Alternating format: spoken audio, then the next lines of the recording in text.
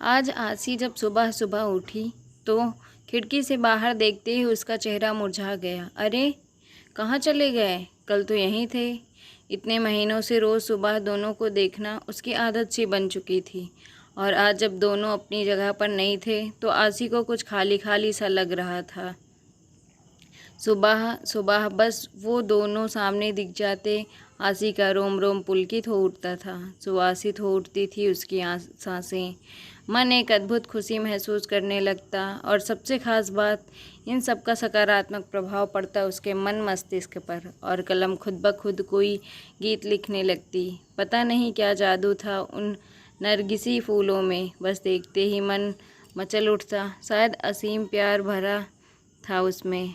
आखिर उसी ने तो आसी के जन्मदिन पर यह गमला उसे उपहार में दिया था, और दोनों ने मिलकर उसमें नरगिसी फूल का यह पौधा लगाया था। देखो ना आसी, तुम्हारे लिए एक काम सौंप कर जा रहा हूँ। कल ही मुझे कंपनी के एक प्रोजेक्ट के लिए दुबई निकलना पड़ रहा है। बस 6 महीने की बात तो है, फिर आते ही झट मंगनी पट ब्याह। बस तब तक मेरी यादों को इस पौधे में संजोती रहना। असीम को आसी को बातों में उलझाना बड़े अच्छे से आता था। असीम बेशक चला गया था, लेकिन आसी हर रोज़ बड़े अरमानों से उस पौधे को सींचती रही। आसी की खुशी का उस वक्त ठिकाना नहीं रहा जब वह एक रोज़ सुबह उठी और उसने पौधे पर 2 फूल खिले हुए देखे, पीले रंग के। दोनों फूल बिल्कुल एक दूसरे से जुड़े हुए थे, आसी और असीम की तरह। आसी रोज़ उन फूलों को निहारती रहती और असीम को याद करती। आसी की रोज़ असीम से फ़ोन पर बात होती। भला 2 साल से चल रहा प्रेम दूरियों से कैसे कम हो सकता था? इसी प्रेम की शक्ति ने तो उसे क्या से क्या बना दिया था।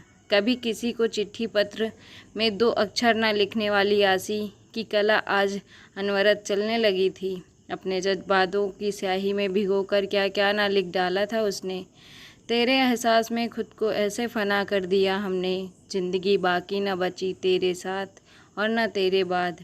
पता नहीं कैसे एहसास थे उन दिलों से निकलकर पन्नों पर बिखरते रहते। जब भी मन होता आसी उन नरगिस के फूलों को निहारते हुए खिड़की के पास कागज़ कलम लेकर बैठ जाती। माँ जब डांटना शुरू कर देती तब सुध पड़ती कि कुछ खाना भी है और घर का काम काज भी देखना है।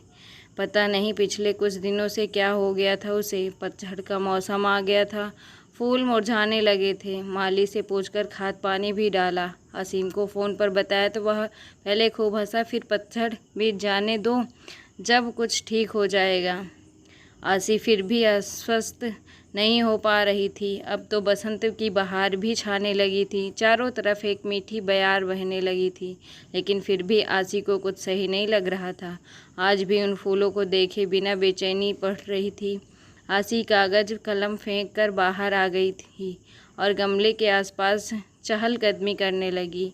कुछ समझ नहीं आ रहा था कि क्या हो रहा है। इसी सोच में उसे यह भी ध्यान नहीं रहा कि काफ़ी देर से बाहर की घंटी बज रही थी।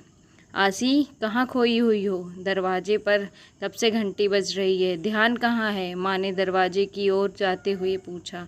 इससे पहले कि आसी संभाल पाती, दरवाजे पर असीम खड़ा था, मुस्कुराते हुए, हाथों में नरगिसी फूल लिए हुए।